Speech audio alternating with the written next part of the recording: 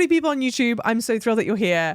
I have just finished playing Bloodborne in its entirety. I've done all of the secret bosses. I did all of the DLC.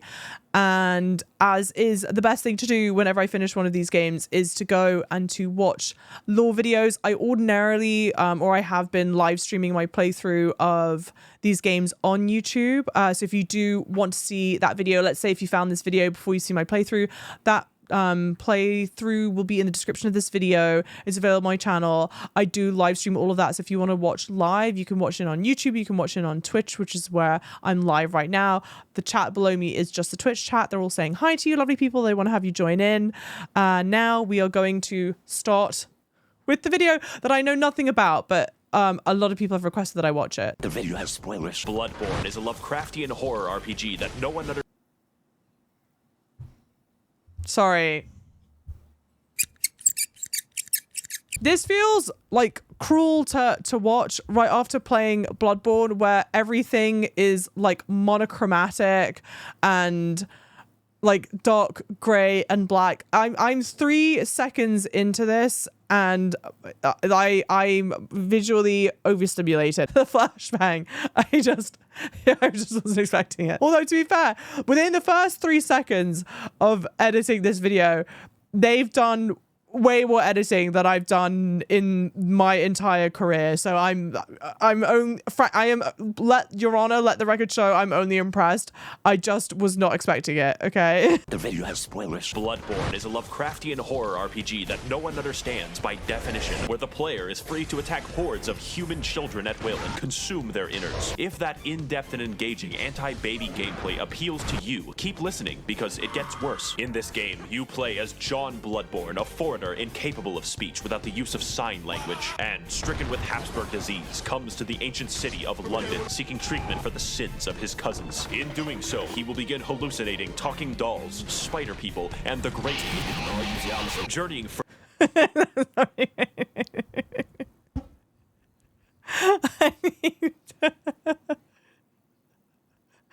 I'm sorry. Dude, I'm sorry. I don't know why I'm finding this so funny.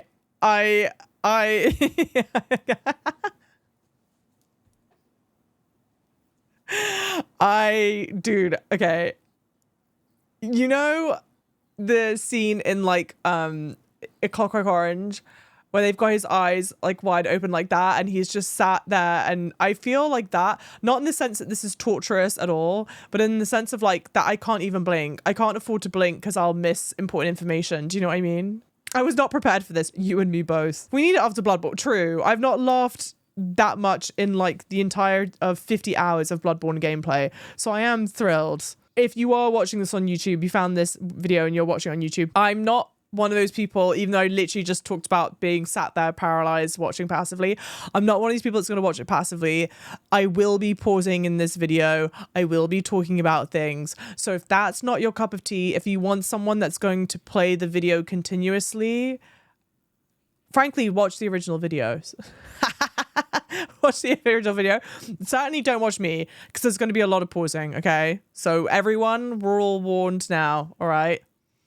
Further, John Bloodborne becomes conscripted into the service of a gay elder god and the 60-year-old man he keeps as a pet, and is given the ultimate task of killing an invisible infant in order to cure his anemia. To accomplish said Herculean task, the player must journey through dark forests, terrifying nightmares, and the meth-ridden alleyways of a post-Brexit Britain, slaying monsters, exploring, and tricking women into being impregnated by gods so you can consume the child. This game is an excellent realization of a Metroidvania with something new around every corner, a great action. Now, hang on a minute. Okay, I don't even think I can scrub to where the map is. It flashed by so quickly. An excellent realization of a Metroid. Quick on the trigger with that. So we were just earlier talking about feeling disappointed that the worlds aren't interconnected that much. And I think I still stand by that, because they are. It almost gives the feeling a little bit of like a hub and spoke a bit more, right? You got like little separate like Cathedral Ward I would call this almost like hub and spoke here. This is your separate hub and spoke. In the world of blah design, what do you call it? Like engineering design, or whatever the hell it's called.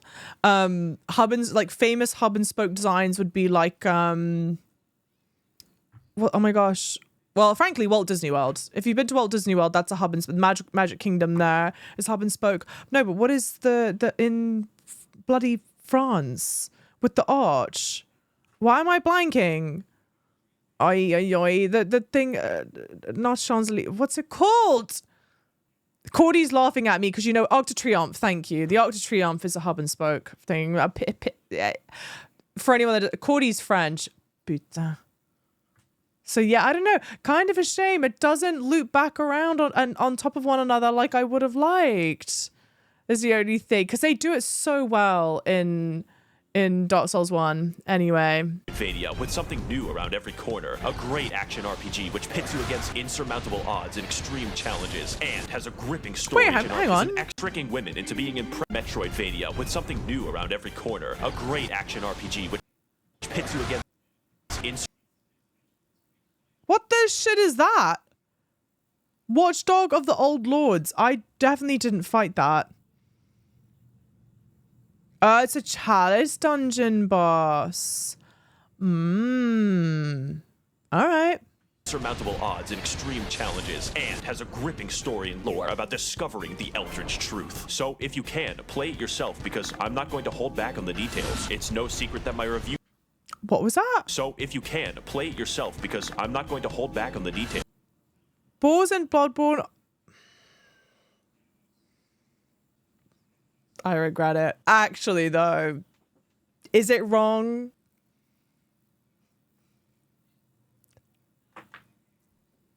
Not Sam going, Dad, that's about to be me after I get this free steak.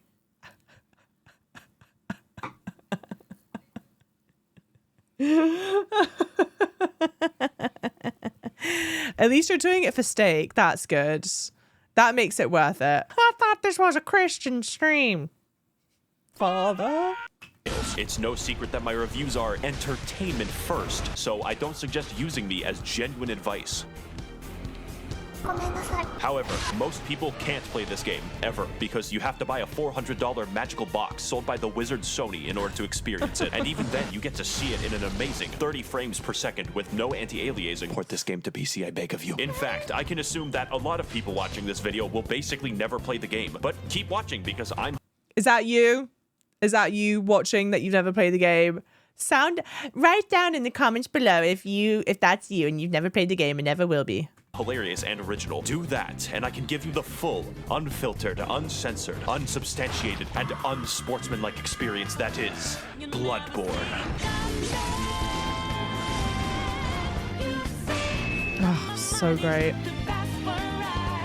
The gameplay is what makes this game great, and the easiest way to describe it is simple but complicated. On a simple level, your baby brain is responsible for only 2 tasks, dodging and hitting. And dodging in this game renders you temporarily invincible. Sounds easy, right? Wrong, because every single enemy is adjusted to keep pace with you. Basic enemies are basically able to whoop your ass into fucking non-existence. True. Every encounter, therefore, is tense and engaging. When you kill someone, it's because you were faster and had more meth than they did. On a complicated level, you have a gun, and normally bullets hurt people, but in London, bullets are a suggestion, like the Geneva Convention. Here in England, it's all about the knife bins, except when you actually true though, period. Sorry, I needed a visual eye break. We can go ahead. shoot somebody mid-attack, you gain the mystical and arcane ability to plunge your fist through their ribcage like Mortal Kombat, and rip out their heart, which is considered rude and a slight annoyance. This extends to behind them if you charge an attack, which sometimes causes you to reach up a pig's asshole and rip out the prostate like fruit by the foot. Side note, the most optimal farming route for currency in this game is called Murgo's Pig Fisting Route. See, I changed the webpage. And in this route, you sneak up behind this guy and do him the dirty. Then entice these two swinular bastards to be mauled to death by members of Organization 13. Dirty. Then entice these two Did they always have that many eyes on them, the boars? I swear they didn't always have the eyes like that, right? Yeah, oh, just the nightmare boars. Only in that area. Interesting. So when you're in the nightmare, right, things are closer, more eyes, closer insight, closer to the gods. Not God, you know what I mean? the higher beings. I don't know. Food for thought. Windular bastards to be mauled to death by members of Organization 13. Repeat Funny. 50 times. On a complicateder level, every single weapon in the game has 2 different modes with 2 different movesets, and transforming between them gives you special attacks in addition to running attacks, plunging attacks, On a theoretical physicist level, your character memorizes squiggly lines and fridge art created by gods for passive bonuses that work regardless of weaponry. My favorites are more money, and more money they stack. Finally, on a meta-theoretical chiropractic level, every weapon is customizable with different gem slots that give differing effects for your attacks. And there are different types that can literally change all of the stats of the weapon, like making a fucking spear do more damage based off of intelligence. There's definitely more and a lot of strategy in how you level up your character, but I assume that you know how to level up in a fucking video game. But with all this combat prowess, you may be wondering, Max0r, who are these crusty abominations that you're fighting on screen? Well, to learn that much, we're going to have to delve into the lore. So buckle your britches, bitches, because this shit is wild. If I say something questionable, just accept it as fact. I can be trusted. 60 years ago, 20 rowdy college students took their education. Wait, now we're getting into the lawness of it. Okay, we gotta slow down. Accept it as fact. I can be trusted. 60 years ago, 20 rowdy college students took their education extremely seriously because they found woman Cthulhu. She was just in a portable toilet downstairs. Also, because they were bored, they beat to death a god of the sea with some bats, but that... They're saying the students of Bergenworth killed the mother of Kos. I'm not sure I made that connection.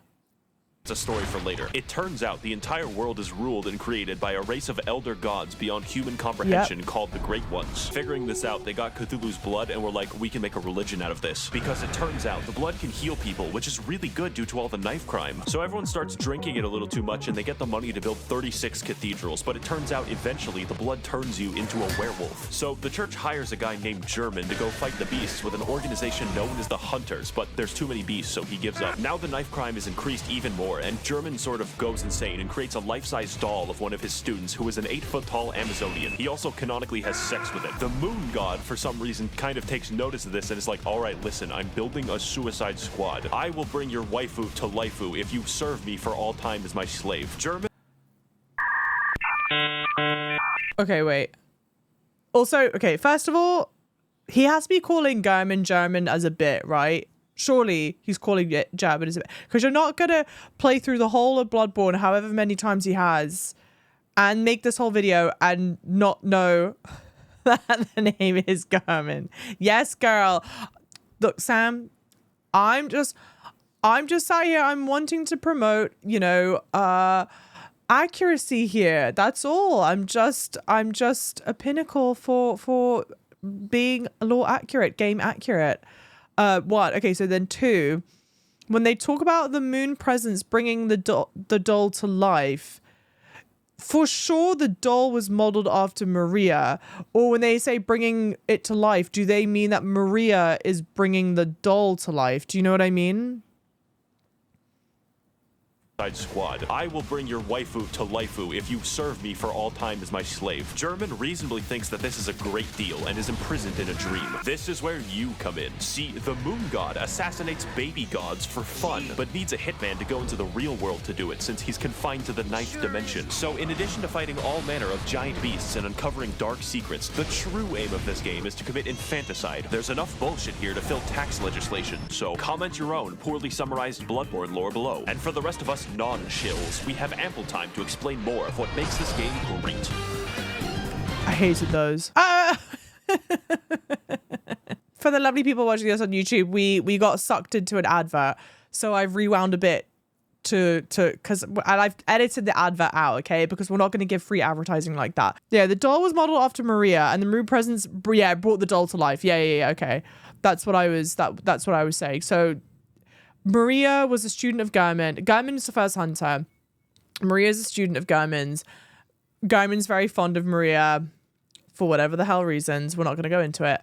And he like makes a doll of her because he loves her so much in a very, I assume, very healthy way. And so the moon presence is like, yo, I'll bring the doll to life. And he's like, oh my God, amazing. All right. Have ample time to explain more of what makes this game great.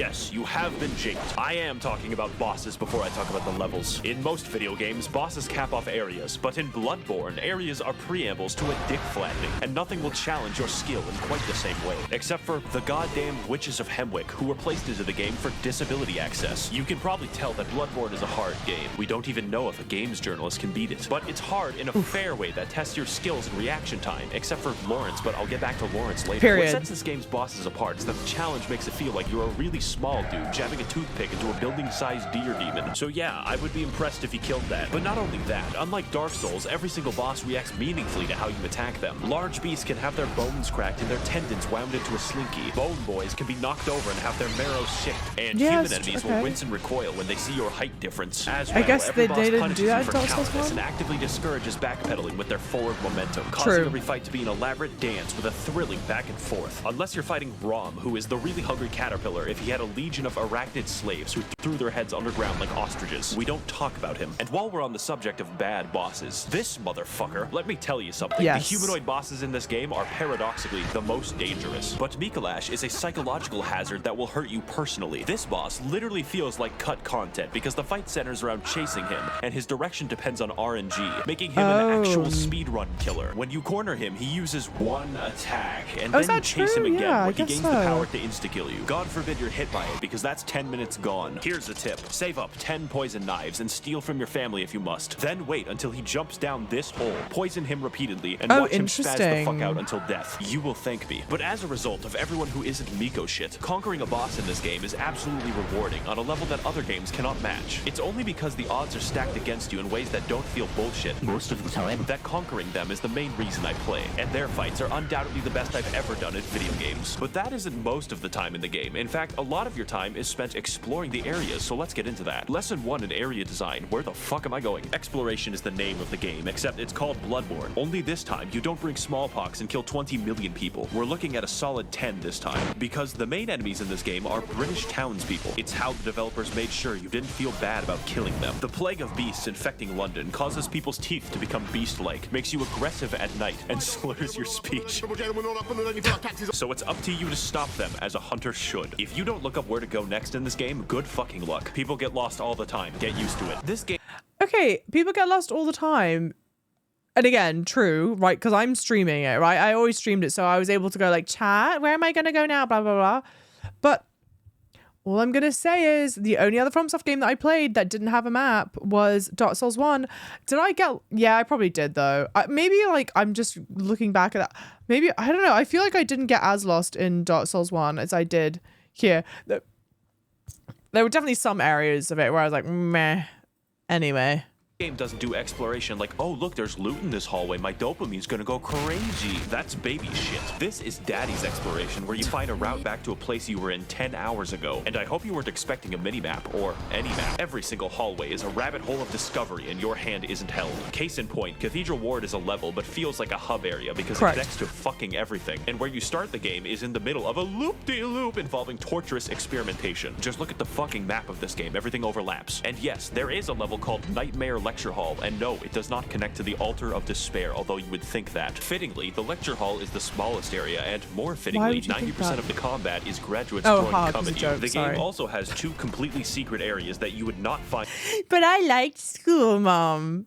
Yeah, kiss ass. Sorry, all right. I forgot. But why would that be a Yeah. You would think that. Fittingly, the lecture hall is the smallest area, and more fittingly, 90% of the combat is graduates throwing cum at you. The game also has 2 completely secret areas that you would not find without the internet. I would tell you how to enter, but I don't want to do calculus. And wait, Canehurst?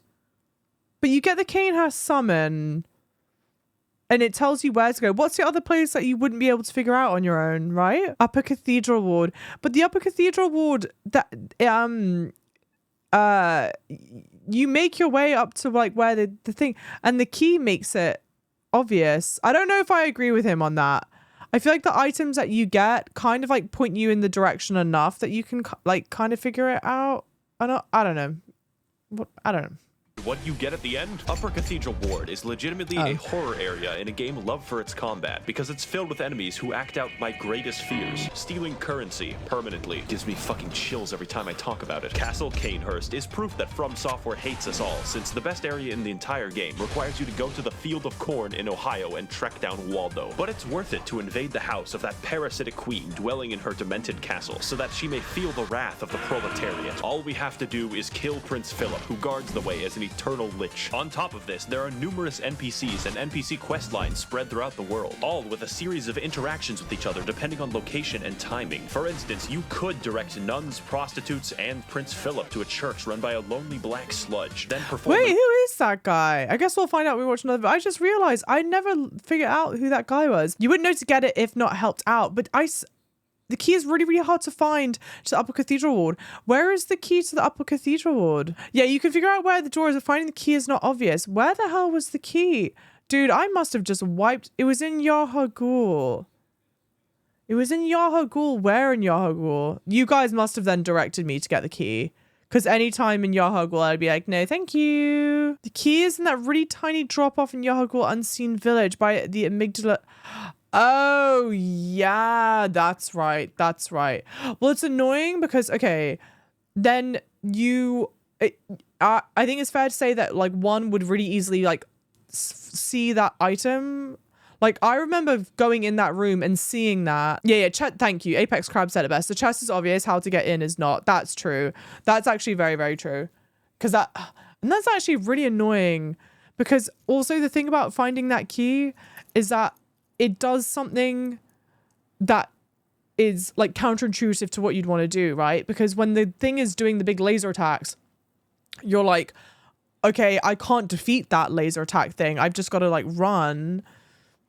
And so to try and find your way to fall down there, phooey to that. All right, I agree with that. Enough blood transfusions to send the nun into a yandere rage. Or you could direct them to the nice woman who runs the clinic down the street, who only wants to help and assist others. Then take a strange path through the forest and into her clinic to discover that she has been experimenting on all of them in order to create the Blue Man Group. And if you want, you can take the umbilical cord away from her schizophrenic ass and eat it. The sky's the limit in Bloodborne questlines. And you know what my favorite questline is? The one where you descend into literal hell, complete with eternal punishment, insanity, and femboy fishing, the scariest of them all. I'm of course talking about the DLC, the only DLC for this game. And if you play through Bloodborne, you have to play through the DLC. I'm not giving you a fucking choice. So to learn why, you should play the best expansion ever made since Spore Galactic Adventures. Jungles. Come with me on this amazing journey to find the secrets of the Bloodborne, the old hunters. Great music. I want you to imagine hell. Now imagine hell written by H.P. Lovecraft. It would be filled with squids, immigrants, and air conditioning. This DLC has none of that except the squids. For you see, those college kids from the lore section of the video were built fucking different. They experimented on an entire village and possibly beat up a god of the sea so fucking bad that her consciousness in the 9th dimension died. We spent an entire game killing an infant and these guys somehow killed the MILF god. But anyways, in the process of this, it cursed them and all of the hunters to be doomed to a hell upon death, where they will hunt in a bloodthirsty rage without rest for all eternity. Okay. I get it. I think I get it. Okay, sorry. Say I think I get it, and then proceeds to absolutely not get it. No, the DLC... Okay. When we killed the Black Spectre that came out of the Mother of Kos, it said nightmare slain. So when the mother was killed, okay. Back in time, the hunters go off. They find the village, the fishing village, I guess. They experiment on the people in the fishing village. They go and potentially then kill the Mother of Kos. The Mother of Kos? No. Kos, excuse me. They go and they kill Kos. Kos then, as punishment, traps all of them in this, like, timeline. Like, in a nightmare. And that's why Maria is there and like all the old hunters, because they're stuck then in what's essentially hell, I think. Indistinguishable from a political subreddit. Case in point, this is Ludwig. He's the first boss of the DLC and has a reputation for causing refunds. Not because he's bad, but because he's too good for you. The first phase is as difficult for me as realizing that Golden Corral is not actually a real corral. But like every restaurant except Golden Corral, the rewards at the end are delicious because his second phase is even harder. Now, I'm not going to lie, this DLC has 4 bosses and 3 of the hardest bosses I have ever fought in any video game ever. So, your ass will be clenched the entire time, and the fact that he's the 3rd hardest is fucking concerning. Some people tell me, Max0r, your videos have gotten me through tough times because they made me laugh. But some people tell me, Max0r, your videos... Merciless Watcher. Okay, this is also a Chalice Dungeon boss. Merciless Watcher, Watcher Chieftain. ...have gotten me through tough times. Undead... Oh, we fought the Undead Giant. I think this is the only one that I fought. Again, Java first tried them hoes. I mean, when he did say it was the toughest bosses he's ever faced, I was like, all right. I mean, you know, the sun can't shine on all of us. If that's, you know, if that's what you thought, babes, if that's where you struggled, that's your truth. Live it. Can't relate.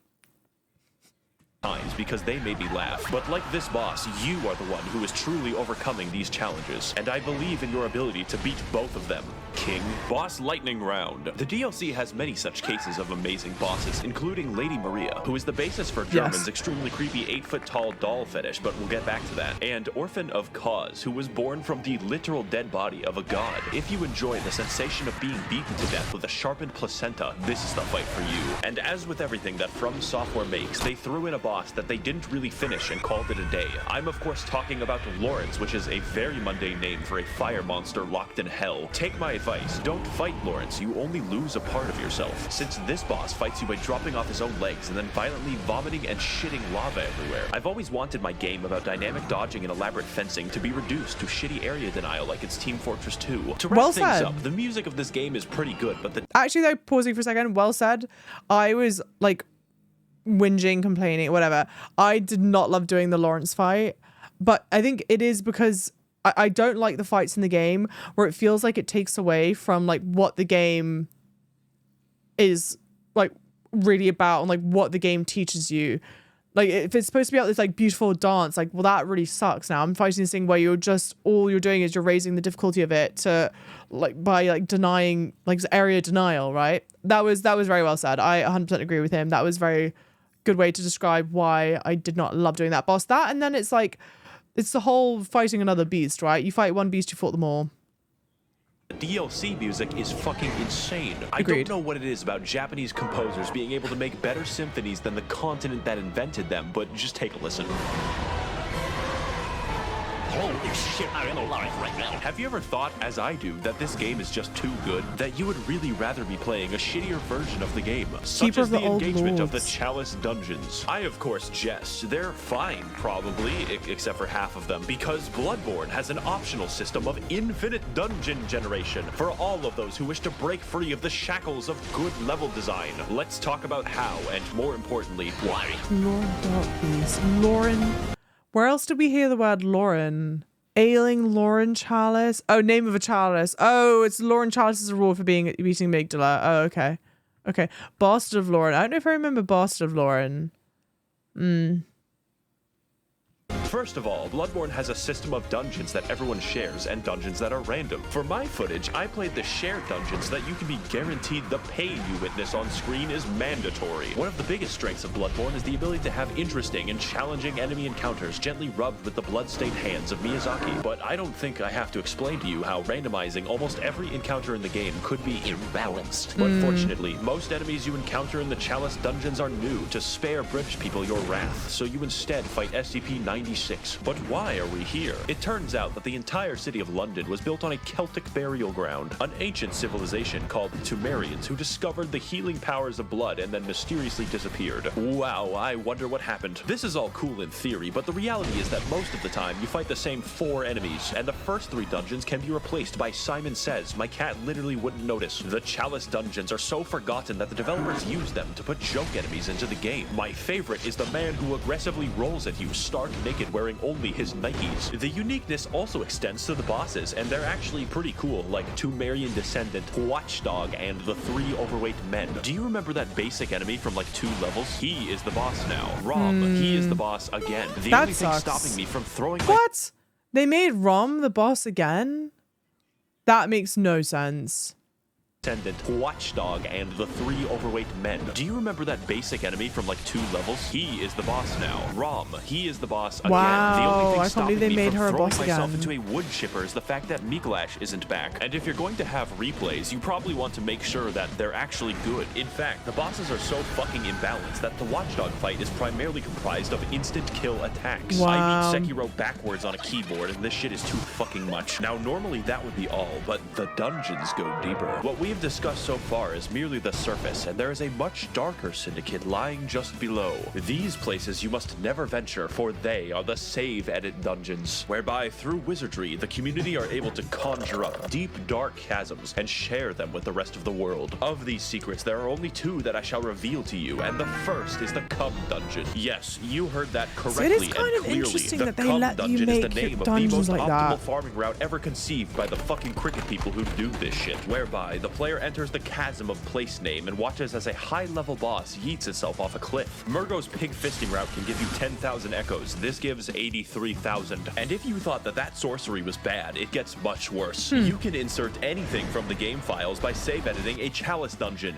Anything. This includes cut and unfinished content from the game that the developers forgot to delete, like this doggo who attacks you with invisible lightning. Overall, the chalice dungeons are bad. They're not actually very fun to play, and yet I love them. Everyone loves them because they allow us to further explore a long-dead game with the help of a passionate community. Now, before we sign off, I know what you're thinking. Max0r, what about the multiplayer? That I would love to talk about with all the footage I have, but it's dead. If this game releases on PC, and it better, then I will talk about the multiplayer extensively. And finally, this game and this video would not be complete if I didn't talk about the Hunter's Dream. After all the combat, the battles, and the difficulty of this game, it's nice to have a place to recharge, purchase items, upgrade weapons, and watch as it violently burns to the ground. This is where you'll find German slowly wasting away as his soul remains captive for an eternity, and his doll waifu that he sold his existence to be with. She talks to you, levels you up, offers you advice, and German says you're allowed to have sex with her. When I fell down and felt defeated, she was there to pick me up. When I emoted at her randomly, she pretended to be impressed. And she was there, graciously standing in the background of this one shot that I took of myself. She is our waifu now, and the game is perfect and complete because she is in it. Now excuse me as I engage in the supplementary lore material. Should you get the game, yes, absolutely, I am biased. In fact, you should physically enter Sony's headquarters and demand that it be ported to PC. I will be right there with you. Tasers will not stop me. I would like to thank the corrupt hackers and politicians funneling money into this channel directly from the taxpayer. If you would like to contribute your funds accrued through extensive federal government corruption, you can head to my Patreon to learn more. I would also like to thank the kind denizens of the Mythbusters Smut Discord who sent me half the memes in this video. And as always, thank you for watching. All right. Well, who knew? If you need the good memes, oh, sorry, what was the Discord? Sorry, to thank the kind denizens of the Mythbusters Smut Discord who sent me half the memes in this video. And as always, it's going to be the next server I join. Good to know. Good to know. Thank you very much for that. Sorry, I just need to like hold my eyes closed for like a minute. Oh, brightness. Wickedly talented, you know, holy moly. Talk about your editing chops. I don't even want to, what his editing timeline must look like, I actually can't fathom. Massive tip of the hat to Max0r. That was wickedly well done. Now, a lot of work went into that. If you watch us on YouTube, thank you so much for being here. Thank you so much for being with me. Obviously, and I hope this is abundantly clear, go to Max0r's page. I know he's not a small little YouTuber, but we need to give all the flowers, all the credit. Like, please go interact with his content there. Obviously, I wouldn't have been able to watch it if it were not for him making it. So thank you to him for that. Thank you to you for being here. If you enjoyed this, please leave a like, leave a comment, subscribe to the channel, tell your mum and your dad I found a channel that I really like, and we'll grow the channel even more. I live stream. You can obviously see I've been talking to Twitch chat. Twitch chat is here. I also do normally live stream on YouTube. I just finished my Bloodborne playthrough. Those are linked in the description of this video. I'll be starting Sekiro. So if that's your cup of tea, come join in for Sekiro, whether you're on YouTube or on Twitch or both, and everything everywhere all at once. And lastly, I do have socials. So if you want to see more of this, not on the website that you're on currently, follow on socials and join our Discord and all that good stuff. And with that, I'll see you in the next part. Thank you.